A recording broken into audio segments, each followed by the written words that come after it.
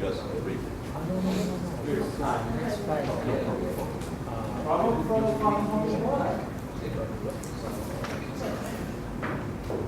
Okay, let's start. One of you asked me to review problem from homework. Arya, how did you do it? Homework? Homework 4. Question 4. Question what? Question 4. Question 4? Okay.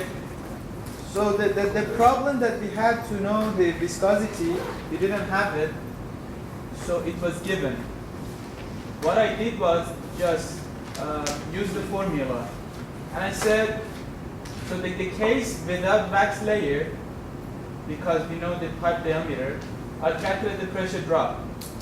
And I put everything dependent on pipe diameter. So what I did next was I put the new pressure drop as 1.2 times of the first one, and I calculate the diameter. Actually, I solved the equation diameter and subtracted from the pipe diameter, and it gave me the wax layer thickness. The solution will be posted for question 3 and question 4. Question 1, no solution, okay? So what I did is I used minus dPdL over minus dPdL.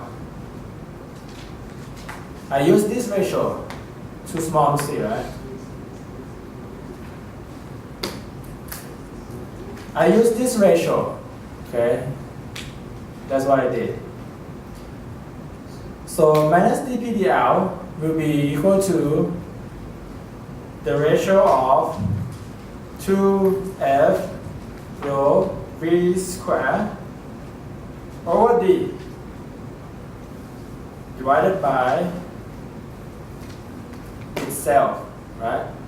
Like that, okay? I use this. For friction factor, I use Blasier's type equation. You can actually use Colebrook equation, but that will need some kind of trick like go sig or do something to make it work. So I use Blasier's type equation. So for Blasier's type equation, F will be some constant multiplied by Reynolds number raised to the power of minus 0.2. Okay. Reynolds number is rho Vd over mu. So F is a function of diameter. Velocity is a function of diameter. Everyone sign the name? Already? Who missed it? None? Okay, good. So F is a function of diameter. V is a function of diameter. Okay. So the top part is only a function of diameter. The bottom part is only a function of diameter. New diameter and old diameter is not the same. And new pressure drop per unit length divided by old pressure drop per unit length is like 20% more something. You do the calculation and get the result. Okay. Briefly, that's what I did. And the solution will be posted. Full solution, okay. Anyone did not submit the homework on time 10:50? You get 0, okay? But you're fine, Raymond. He didn't even worry about it, he didn't know. Right? Alright, we talk about hole up and no slip liquid hole up. This class we will cover oil, water, gas, oil, hole up calculation, and then we will look at the video. Alright? And next Wednesday, I think we go to the lab. Next Wednesday, we need static class. For oil, water, we talk about hole up and no slip liquid hole up. And I asked one of you, June, right? Une. Is it June? June, okay. I asked, which one is higher? Hole up and no slip liquid hole up, or oil hole up and no slip oil hole up? We will talk more in slide 2.5. Okay. Not now yet. What I'm telling you now is how do we get no slip liquid hold up? Okay, that's how we get no slip liquid hold up. Water hold up, no slip water hold up will be 1 minus lambda O. 1 minus lambda O will be equal to lambda W. And lambda is no slip hold up. No slip hold up and actual hold up, they are not the same. It is the same only for the case where actual velocity is the same as the slip velocity. Got it? We will see the formula in a minute. For oil water fully dispersed flow, what we can do is we assume actual hold up is the same as no slip hold up because it's fully dispersed. Okay? And we do the calculation. Lambda O is QO divided by total Q. Good. So now we want to find mixture viscosity between oil water system. You will realize that mixture viscosity is not linear interpolation between oil viscosity and water viscosity. Most of the time, when we have oil water dispersed flow system, it is better to use Brinkman correlation. Okay.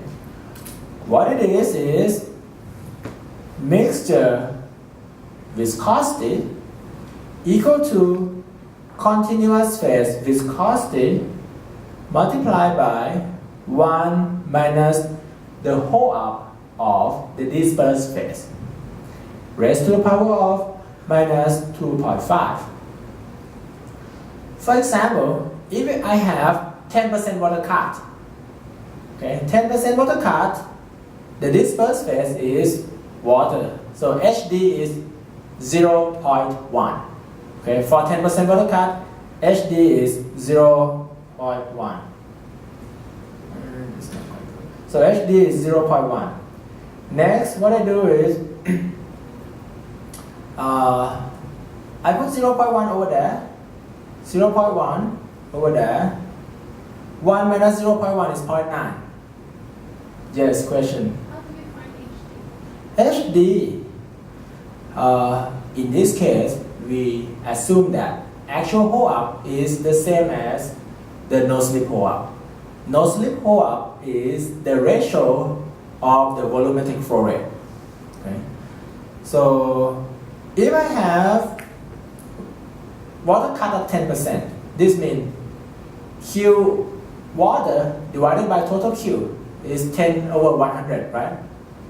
That is water cut of 10%. So HD is the same as lambda. HW is the same as lambda W, which is 0.1. 10 over 100 is 0.1. Okay? So now I get the dispersed phase liquid hold up. Good, totally clear? Not clear enough? So when we have liquid hold up, we know water cut, that water cut is the same as liquid hold up. If we have fully dispersed flow, we assume pseudo single phase for fully dispersed flow. So it's fully mixed. Okay? 10% water cut means liquid hold up or water hold up is 0.1. So put 0.1 over there.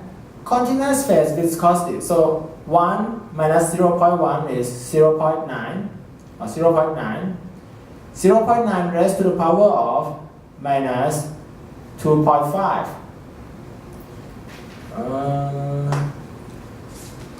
Gear chain. Is that more than 1 or less than 1? Do you have calculator? 0.9 raised to the power of minus 2.5 is more than 1. More than 1 multiplied by mu c. Make it greater than mu c, right?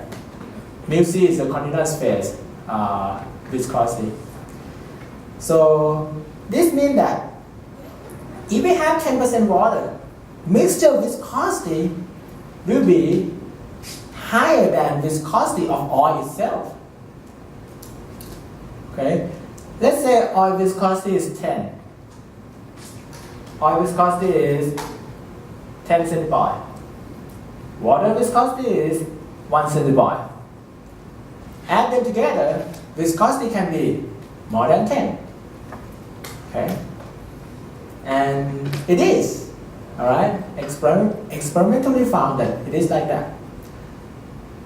Okay, so we will use Brinkman correlation when we want to do pseudo single phase dispersed flow. If it is not dispersed flow, we cannot assume pseudo single phase. If it's like this, stratified, we cannot do pseudo single phase. Only for the case of fully dispersed that we can do pseudo single phase. Okay.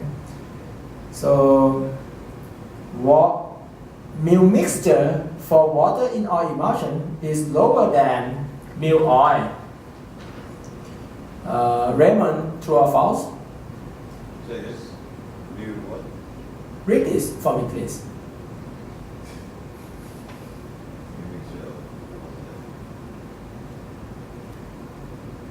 Mu m is lower than mu o. True or false?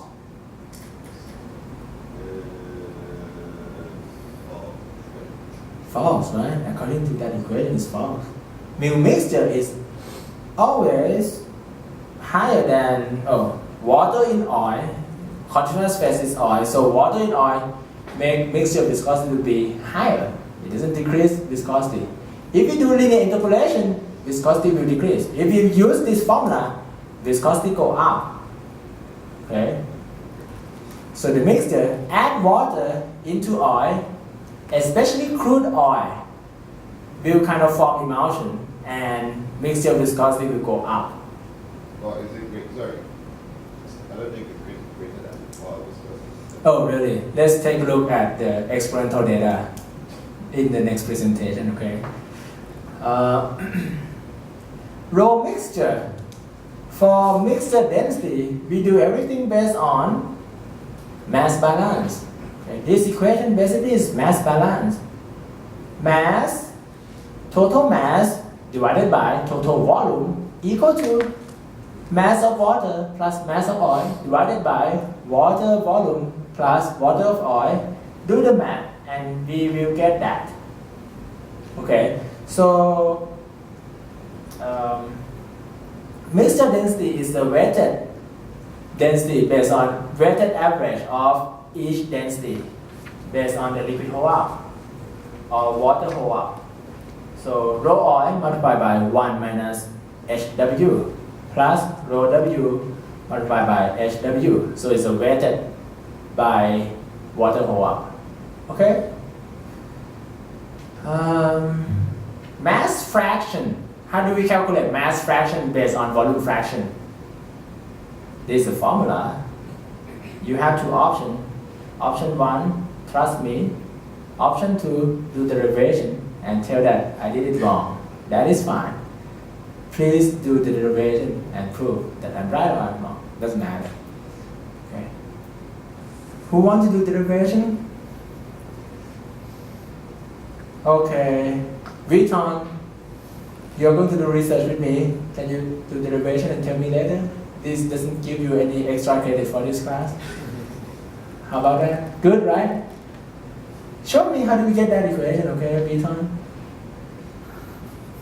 Anyone else want to do it? You feel free, okay? Viton, I didn't hear anything from you. It's no. Will you do that, please? I'll try. Yes, definitely. I really like it, or what? What did you say? Oh, you may not like it. Let's make it to be part of the research work, okay? So you will do it, okay? All right, for CP, heat capacity, we cannot do weighted average based on volume fraction. We cannot do that. Why do you think it's that? Viton, why do you think it's that? I'm sorry, can you ask? CP, For specific heat capacity, we cannot do the average based on the volume. Why is that? Why do we have to do based on mass? What is the principle behind this?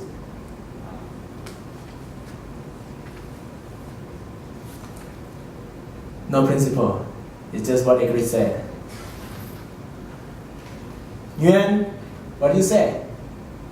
Because the CB is the amount of energy required to raise to a certain temperature based on mass. Yeah, okay. So think about it. What kind of philosophy that we put in here? I would think energy balance. Okay? If I use 100 units of energy to raise the temperature of the mixture up by 1 centigrade. So that is, we can use that information to calculate CP, right? So the same amount of energy should spend to raise the energy of water and also oil. It will separate it not equally. So let's say I have water and oil. Water CP is about 4,000 joule per kilogram per Kelvin. Okay. Oil CP is about 2,000 joule per kilogram per Kelvin, about half. Okay. If I have 3,000 joule, okay, I should have, 3,000 joule. Maybe 2,000 joule spent on raise the temperature of water for half a degree. And another 1,000 joule spent on oil to raise the temperature of oil for half a degree. Will that work? Yes, right? Let me repeat myself. I have the energy of 3,000 joule. Okay, 3,000 joule. CP of oil is 2,000 joule per kilogram per Kelvin. CP of water is 4,000 joule per kilogram per Kelvin. Let's say I have 6,000 joule, so that makes it easier. Okay, 6,000 joule. So if I have 1 kilogram of water, 1 kilogram of oil, I spend 6,000 joule on this mixture. What will happen is, at the end, temperature of both phases has to be the same if it is fully mixed, right? So 6,000, I would spend 2,000 for oil and 4,000 for water, so that water will have temperature increment of 1 Celsius and oil also has temperature increment of 1 Celsius, right? Correct? What if you have less than 6,000? What do? We use this formula. So this is the explanation on why do we want to do it based on mass fraction, not volume fraction. Okay. So if we have air and we have water, volume of air is a lot than volume of water. But we use a little bit of energy, we change the temperature of air a lot, right? Air has a lot lower CP, right? Yes. So it's not by volume, right? Air has if I have a mixture of air water, 50%, air requires just a little bit of energy. But water requires a lot of energy to change the same temperature. The actual reason is CP is expressed as joule per kilogram per Kelvin, not joule per cubic meter per Kelvin. If it is per cubic meter, then we use volume fraction. So in this case, we use mass fraction. So it should be fully dispersed. Fully dispersed and fully mixed. So any kind of mixing rule that we try to make it here is, we make some assumption. And most of the time, the assumption is either mass balance or energy balance. This time is energy balance. Previously for rho is mass balance. Okay? Mass of the mixture divided by volume of the mixture equal to each mass add together divided by each volume add together. Same thing for CP. So Viton, I would like you to dig into it a little bit more, okay? Yes, sir. Can you do that? Very easy. Okay. K, thermal conductivity. What do we do with K? I have it average based on volume. Okay. And I can tell you that this is not that correct. Okay. But it is close. For example, Maxwell correlation is we have small spherical particle embedded in a stationary medium. There's a formula. That formula very close to this kind of average. Okay. When we have thermal conductivity, when we do the mixture, we may have to think about the direction. It may not be direction dependent, right? The heat transfer may be dependent on direction, depending on how it embeds. But we forget about all that. We assume, okay, let's use the volume fraction average. Is this absolutely correct? It's close. Okay. The correct version is Maxwell correlation. I don't give it here. Maxwell correlation works for the case of small volume fraction of the foreign particle. If we have more dispersed phase, the Maxwell correlation doesn't work. It is also depend on what is the connectivity between the dispersed phase, right? If we have small particle, it connect to each other in this direction. Okay, so heat transfer in this direction will be higher. So it's also depend on how it arranged. So this time I see Maxwell correlation and I see that okay, the close approximation will be based on the volume fraction average. Okay. Once we get the average fluid property, do the same thing that we had before. Single phase flow. If you want to calculate frictional pressure loss, 2F rho V square over D. Good, right? If you want to calculate the temperature drop, what do? T minus T infinity divided by T that minus T infinity equal to E to the power of something, something, something, but just have to do with M dot capital U and Z, right? That you did in your homework. So the key for the pseudo single phase is get the average fluid property and then do the calculation as if it is the single phase flow. This is for oil water. For gas oil, you have formula in Chopin book. Okay. Notice that viscosity this time is the weighted average.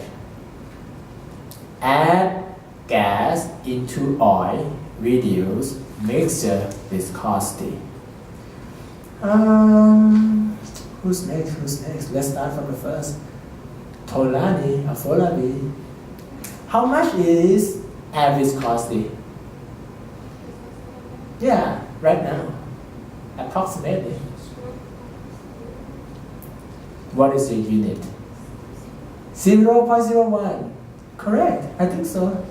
The viscosity of air is about 10 to the power of minus 5 Pascal second, or 100 times less, or maybe 10 to 100 times less than water, depending on temperature and pressure. Okay. So add gas that is fully mixed in oil, reduce the viscosity of mixture. Okay. The rest we do the same. If it is fully mixed, we assume that lambda is the same as H. No slip liquid hold up is the same as actual liquid hold up. Alright. So everything else is the same to calculate fluid property except viscosity term. Once we get that, use the same formula, then we can do the calculation. Good? This slide is to show you what did 2 years ago student did. What they did is add water and do the calculation for viscosity that is dependent upon temperature and pressure. Okay, let me ask you this. In the homework, you did it for the case where viscosity of oil is a function of temperature, right? You did it for that. What if fluid property is a function of both temperature and pressure? What would you do? Tommy Tope. If the fluid property is a function of both temperature and pressure, what did you do? What are you going to do? You probably have to discretize, and for each section, you calculate the fluid property. So, okay, we discretize, we use inlet fluid property to do the calculation at the next point. Okay, then we get temperature and pressure at the next point. What do? Calculate fluid property again? Yes, I guess so. Yes, right? So if we use explicit Euler, we use the initial inlet temperature and pressure to calculate pressure drop and temperature and pressure at the next point. Once we find temperature and pressure at the next point, we can find fluid property at the next point, and then calculate pressure drop and temperature drop again, right? But you need the pressure from the properties at the next one. That is explicit Euler. Explicit Euler, we use current point, current slope to get the next point. And the value at the current point is well defined. Everything is known at the current point. We know temperature and pressure at the current point. Okay. If you want to use implicit scheme, which is use temperature and pressure at the next point, which is not known, to calculate pressure drop or pressure and temperature at the next point, which is not known either, you will have to do some kind of iteration, okay? Which is not covered, just so you know.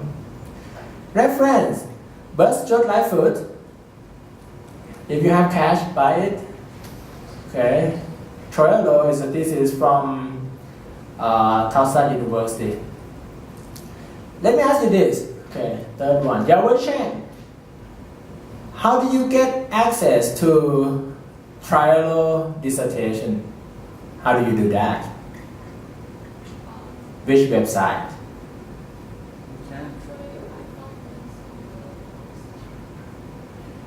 Okay.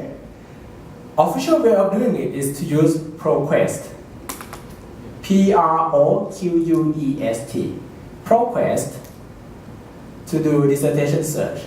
You can do ProQuest and get the dissertation of any dissertation that is on UMI, which is the scanned version of dissertation. It will not be color, it will be black and white. Okay. Let's do something else. Okay. Any question for me? Not yet, right? Your next answer, the mixture of viscosity. Mixture viscosity? Yeah, for water or motion. You said the mixture of viscosity will be higher than the oil viscosity. What you are asking about is in the slide of 2.5 page something, this page. Okay, let's cover it. So if we use Brinkman correlation, add water volume into it, the viscosity will go up. Okay. If we add oil into water, viscosity will go up and actually reach infinity at some point. It can kind of reach infinity. So it will not match to the formula. Let's think about this. If you add water into crude oil, you spin a lot, you will form chocolate. It looks like chocolate. Don't eat it, okay? It's very thick. Okay, and it cannot flow at all. Become like solid. So solid viscosity is infinity, right? Theoretically, when you add water into oil, viscosity going up, to some point, to the inversion point, and instead of water in oil, it will become oil in water. Okay. Or if you add oil into water, viscosity also go up, okay, to a certain point and then reach the inversion point. That is what Brinkman correlation predict. Does that happen with all fluids? Or It doesn't happen to all fluid. It just happens to water and crude oil to be safe. Regular oil, sometimes it doesn't behave like this. If it is fully dispersed, Brinkman correlation kind of predict right. In some case, this time is to show you, in some case, experimental data doesn't match, right? In some case, it doesn't match. But it doesn't match with the linear interpolation either. The dashed line is linear interpolation. Doesn't match, right? Look at this. Linear interpolation between, I think this one is water fraction and, or this one is pressure gradient. So if we use Brinkman correlation to calculate pressure gradient, it may not match with the data. Most of the time it do, sometimes it doesn't. So viscosity is dependent upon droplet size, interfacial tension, density, and viscosity of oil and water. So the best way to get it, do the experiment. Okay. Second best is just Brinkman correlation. The worst way to get it is to do linear interpolation. But the experimental and the linear correlation is two side opposite. What can you do? Best two, Read the trend against best two doesn't always work. This is to show you that. Say again? Best tool that we have doesn't always work. Sometimes it doesn't work. So that's why you want to pay service company to do viscosity check. Let's say you want to use a good rheometer to do viscosity check. How much does it cost for the rheometer? Maya? No, 30,000. 30,000, 35,000, like Anton Pa, a good one, $35,000. That's cheap then, okay. That's not cheap, okay. $30,000 not cheap. Let's watch the video. I will have to turn off the sound because there are regulations that if I turn on the sound, I must provide closed captioning. I won't do that, so okay, turn off the sound. Two-phase flow, gas, liquid. We can have horizontal flow and vertical flow. For horizontal flow, we can have stratified flow. Each phase flows separately. Okay. Stratified flow, this is stratified, this is stratified. The bottom one is stratified wavy. The top one is stratified smooth. Okay. Elongated bubble flow look like that.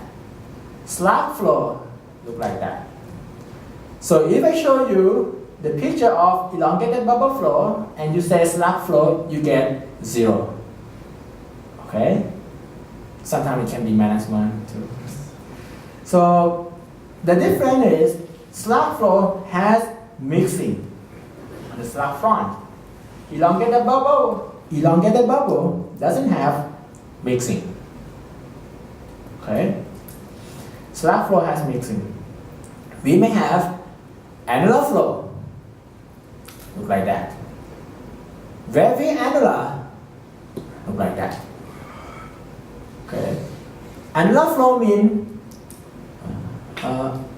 liquid phase coats around the pipe periphery, and inside there can be some droplet entering into the gas stream. We can also have dispersed flow.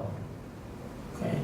Dispersed flow means gas inside continuous phase of liquid. Can we have mixed flow without liquid film? Sometimes. could be, or liquid film is very thin or no liquid film at all, but we can still consider that as a part of annular flow where liquid film thickness is 0 or close to 0. Okay. Horizontal flow pattern is not the same as vertical flow. So this one is from Thermopedia. Okay. I click play.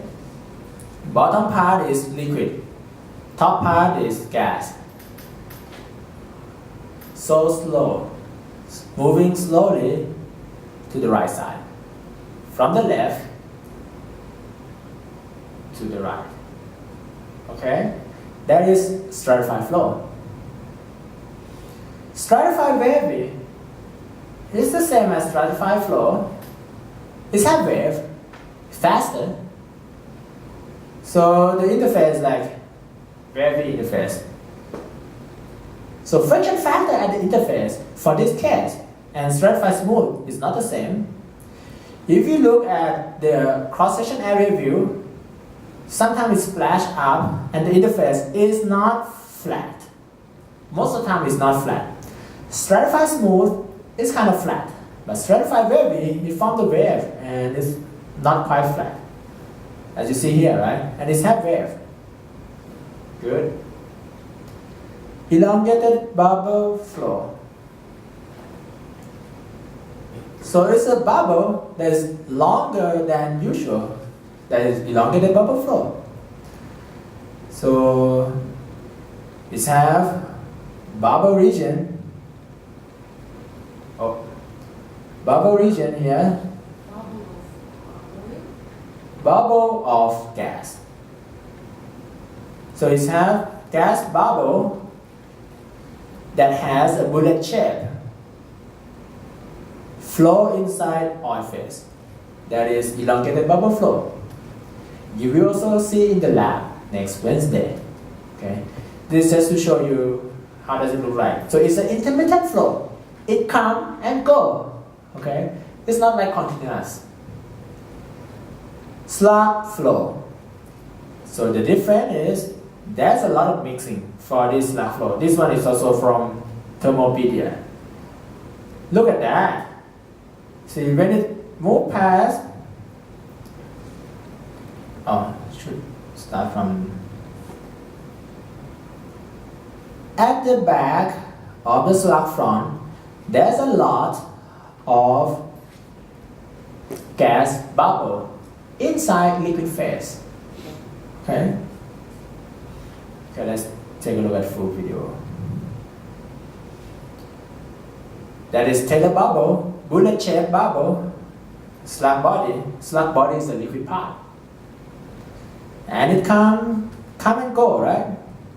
That's a stratified flow. You will also see in the lab too. Basically, it looks like that. If you look at the large portion of the pipe, it comes for a while and then it goes. Okay. Next will be slug flow.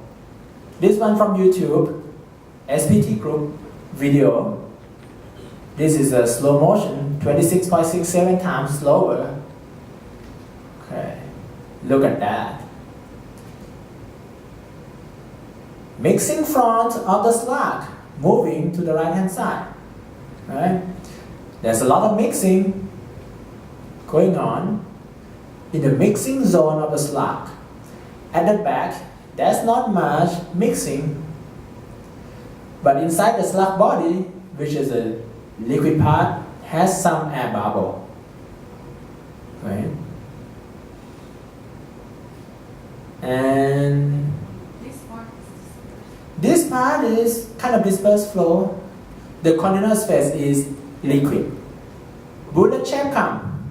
This shape, right? Of the Taylor bubble, we call this Taylor bubble or gas pocket. Bullet shape come. Alright? Yes, sir. Question? Is it possible to have some of this flow regime when you have oil and water? Yeah, it is very possible because when we do production, we have three-phase flow. So you may have seen something end up like gas, on the top, and at the bottom is oil with some water droplet inside. Or maybe even seawater layer. Can be like that. We limit this course to just 2-phase flow, not 3-phase flow. Okay. Possible.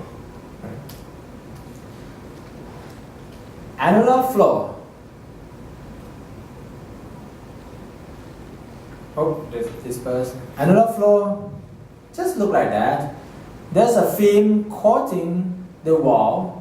For horizontal flow, the bottom film is thicker than the top film due to gravity. If we look at the cross-section area, it's coating around it. And inside, there's some droplet entrance in the gas phase. So what is in the Film. Yes, what is it? Film, what is it? Film is liquid phase. Why should it be like that?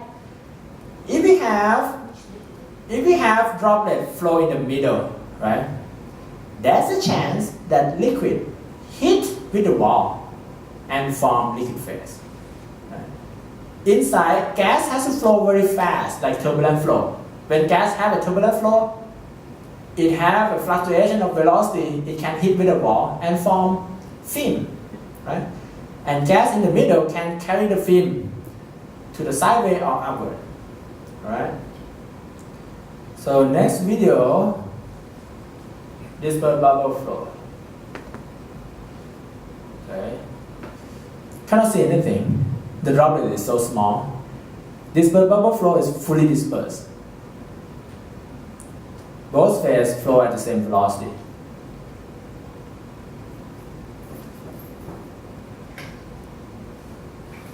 Let me change the battery.